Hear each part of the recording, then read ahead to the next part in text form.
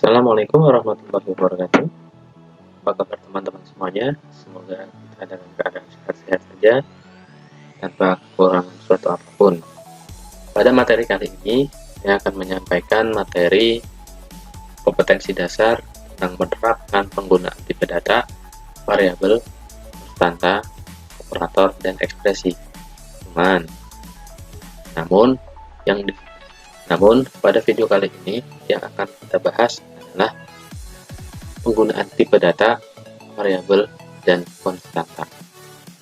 Sebelum masuk ke pembahasan tipe data, variabel, dan konstanta, kita kenalan dulu dengan identifier. Apa sih identifier?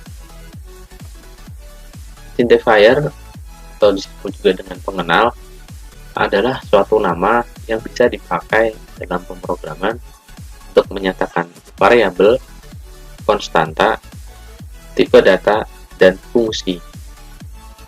Variabel, konstanta, dan tipe data akan kita bahas pada materi kali ini. Ada syarat-syarat tertentu yang harus dipenuhi dalam menulis identifier agar dikenali oleh pemrograman. Atau biasanya pemrograman tidak akan mengeksekusi apabila penulisan identifier tidak terpenuhi. Nah, syarat-syaratnya adalah sebagai berikut. Yang pertama, identifier tidak boleh dimulai dengan karakter non-huruf.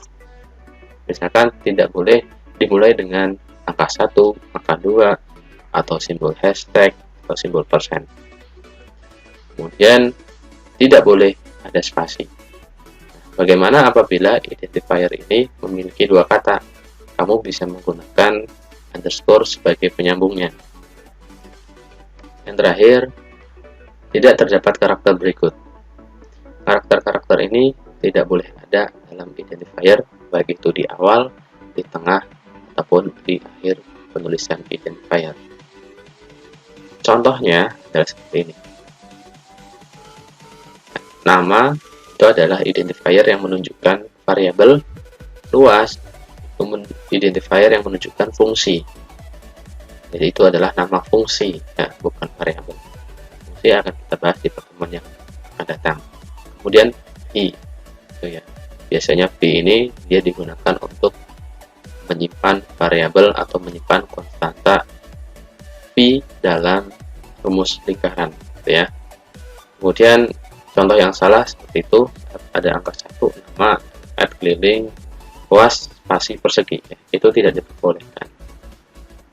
Contoh yang diperbolehkan adalah pada sebelah kanan dengan centang hijau, dengan centang merah, itu artinya tidak diperbolehkan. Ya. Selanjutnya, apa itu variabel? Apa yang kamu pikirkan ketika pertama kali mendengar atau melihat kata variabel? Pastinya kalian sudah sangat familiar dengan kata variabel ini. Dalam ilmu matematika, variabel biasanya digunakan sebagai simbol untuk mewakili nilai tertentu. Contohnya, ketika kamu diminta untuk menghitung luas persegi yang diketahui nilai panjangnya adalah 10 dan nilai lebarnya adalah 5, maka kamu akan mengingat atau kamu akan menggunakan formula atau rumus seperti ini. Luas sama dengan P kali L, gitu ya, dimana luas adalah menunjukkan atau mewakili luas persegi panjang, kemudian P mewakili nilai panjang, L mewakili nilai lebar, sehingga akan terjadi perhitungan seperti ini. Luas sama dengan P kali L, atau menjadi luas sama dengan 10 kali 5. 10 adalah nilai P, 5 adalah nilai L. Sehingga nilai luas adalah 30. Itu ya. Jadi luas, P, dan L merupakan variabel yang digunakan untuk menyimpan nilai tersebut. Oke. Seperti apa kalau di dalam pemrograman? Definisi variabel dalam pemrograman adalah sebuah wadah penyimpan data atau nilai pada program yang akan digunakan selama program itu berjalan. Data atau nilai yang disimpan itu berupa apa aja? Variabel dapat digunakan untuk menyimpan nilai yang berupa angka, karakter, atau teks. Jadi, tidak hanya angka, tetapi juga bisa menyimpan karakter atau teks. Kemudian, apa yang membedakan tipe data itu menyimpan teks atau menyimpan angka? Maka, kita membutuhkan tipe data. Apa itu tipe data? Tipe data adalah jenis-jenis data yang akan disimpan di dalam variabel, seperti data teks, angka, huruf, dan lain-lainnya. Jenis-jenis tipe data dalam pemrograman sebenarnya banyak sekali, bervariasi, baik dari secara nama, fungsi, dan karakteristiknya. Tapi ada beberapa jenis tipe data yang sering dipakai. Yang pertama adalah string. Tipe data itu menunjukkan tipe data dalam bentuk teks. Artinya, variabel itu dia digunakan untuk menyimpan nilai teks. Misalkan menyimpan nama, alamat, kemudian gender ya, jenis kelamin, kemudian yang lainnya. Itu yang bentuknya adalah teks. Kemudian yang kedua adalah tipe data integer. Tipe data integer ini menunjukkan bahwa variabel akan digunakan untuk menyimpan angka dalam bentuk bilangan bulat. Kemudian float adalah tipe data yang menunjukkan bahwa variabel tersebut menyimpan angka dalam bentuk pecahan. Contohnya 1.2, 2.4, 0.5. Nah, di sini dalam pemrograman penulisan koma itu diganti dengan titik. Karena yang dikenali adalah titik. Contohnya itu bacanya 1,2, 2,4, 0,5. Selanjutnya ada tipe data boolean atau biasa disebut juga bool atau boolean ya. Dia digunakan untuk menyimpan nilai true dan false. Biasanya dia digunakan ketika proses perbandingan atau proses logika. Selanjutnya, konstanta. Apa itu konstanta? Konstanta merupakan identifier atau penanda yang digunakan untuk menyimpan nilai berupa angka, karakter, atau teks yang tidak digunakan untuk berubah-ubah. Perbedaannya dengan variabel ya. Kalau variabel nilainya itu bisa diubah-ubah sesuai dengan kebutuhan. Misalkan tadi luas sama dengan P kali L gitu ya.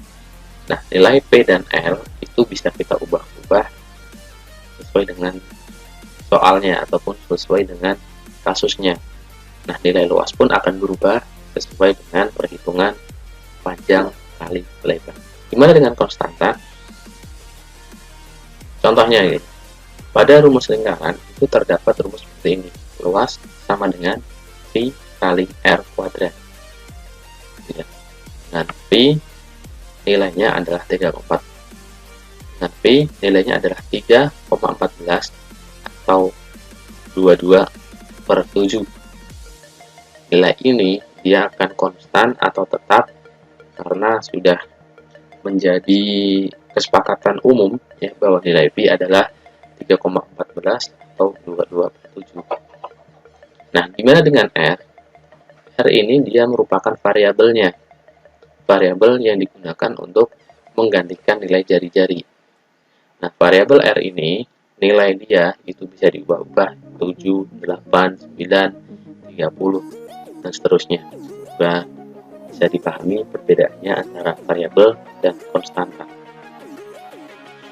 Bagaimana sih menentukan identifier atau menentukan nama variabel, nama konstanta yang tepat? Cara menentukan identifier untuk sebuah variabel atau konstanta dengan tepat adalah gunakan nama yang mewakili sesuatu itu. Contohnya di sini ya. nilai jari-jari lingkaran itu disimbolkan atau diwakili dengan N. Ya, nilai tinggi badan digunakan tinggi underscore badan. Jadi dia akan mewakili tinggi badan. Jadi ketika kamu mengeksekusi algoritma dalam pemrograman tidak akan rancu ya. Kan nilai R kok diganti X itu kan orang baca rumusnya pun akan kesulitan. Kemudian untuk nama siswa juga bisa disingkat menjadi nama, ataupun kamu bisa tambahkan nama underscore siswa, ataupun kamu bisa singkat lagi menjadi NM atau N siswa, macam-macam. Yang penting menunjukkan bahwa itu digunakan untuk menyimpan nama siswa. Dan yang terakhir, contohnya adalah tanggal lahir, itu kamu bisa singkat TGL underscore lahir. Yang penting nilai itu bisa mewakili dari apa yang diinginkan. Boleh disingkat, tetapi harus bisa dibaca, harus bisa dimengerti. Biasanya dalam pemrograman untuk nama identifier yang panjang seperti tanggal lahir, tinggi badan, itu biasanya disingkat.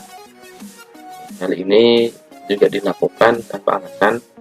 Tentunya ketika kamu menuliskan sebuah program atau algoritma, kamu tentunya membutuhkan sesuatu yang simpel. Oke, selanjutnya kita di sini ada studi kasus. Contohnya di sini adalah menentukan kelulusan siswa berdasarkan nilai rata-rata ujian dengan komponen nilai matematika, nilai bahasa Indonesia, nilai bahasa Inggris, dan nilai teori kompetensi kejuruan. Kalau rata-rata itu kan berarti total dari komponen nilai itu dibagi dengan jumlah komponennya ada berapa gitu ya. Apabila rata nilai lebih dari 5,0, maka siswa dinyatakan lulus. Selain itu, siswa dinyatakan tidak lulus. Kita bedah dulu variabel-variabel apa saja yang terlibat dalam studi kasus ini. Yang pertama ada variabel yang digunakan untuk menyimpan nilai rata-rata ujian nasional. Kan di sini saya gunakan n underscore rata dengan tipe data float. Kenapa tipe data float? Karena di situ akan terjadi pembagian, dan di pembagian itu biasanya tidak menghasilkan bilangan bulat saja, tapi bisa ada kemungkinan menjadi bilangan pecahan. Contohnya misalkan ya 1,2, 5,0, 8,7. Jadi ada kemungkinan hal seperti itu. Kemudian nilai matematika itu diwakili dengan variabel NMTK, tipe datanya juga sama float. Kemudian nilai bahasa Indonesia ya diwakili dengan n underscore indo dengan tipe data float. Nilai bahasa Inggris diwakili dengan n underscore Inggris menggunakan tipe data float. Dan teori kompetensi kejuruan diwakili dengan variabel n underscore TKK dengan tipe data float. Kemudian apa yang kita lakukan? Kita tinggal membuat algoritmanya saja. Algoritma menentukan kelulusan siswa. Pada bagian deklarasi ini, variabel-variabel yang sudah kita buat atau yang sudah kita tentukan itu dimasukkan ke dalam sini. N underscore MTK, N underscore Indo, N underscore Inggris, N underscore TKK, dia bertipe data float. Ini saya jadikan satu garis untuk menghemat ruang ya. Kemudian N underscore rata, dia tipe data float. N MTK, N Indo, N Inggris, N TKK, ini dia akan digunakan sebagai variabel input atau variabel masukan. Sedangkan untuk N kata dia digunakan sebagai variabel proses. Atau juga kamu bisa gunakan dia sebagai variabel output. Dia akan menampilkan nilai rata-ratanya. Tapi pada kasus ini N rata itu digunakan sebagai variabel proses. Deskripsinya, yang pertama input NMTK, kemudian input N underscore Indo, ketiga input N underscore Inggris, 4 input N underscore TKK, yang kelima, yang nomor 5 ya, yang kelima adalah N underscore rata sama dengan NMTK ditambah N in underscore Indo ditambah n underscore Inggris ditambah n underscore CKK dibagi 4. Jadi jumlah komponennya kemudian dibagi 4. Kemudian selanjutnya, jika ini ada proses percabangan atau memeriksa apakah nilai rata-rata lebih dari 5,0, jika n underscore rata lebih dari 5,0, maka dia akan mencetak lulus atau menampilkan lulus.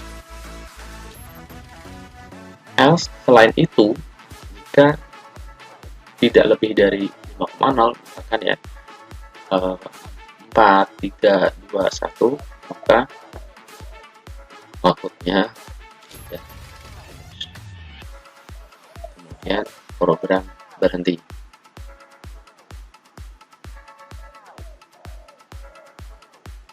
Semoga bisa dimengerti, semoga bisa dipahami dengan mudah. Untuk video kali ini sudah selesai pembahasan tentang identifier, variabel, tipe data, dan konstanta, dan selanjutnya akan dilanjutkan dengan pembahasan operator dan ekspresi. Semoga video ini bermanfaat. Terima kasih sudah menyaksikan. Assalamualaikum warahmatullahi wabarakatuh.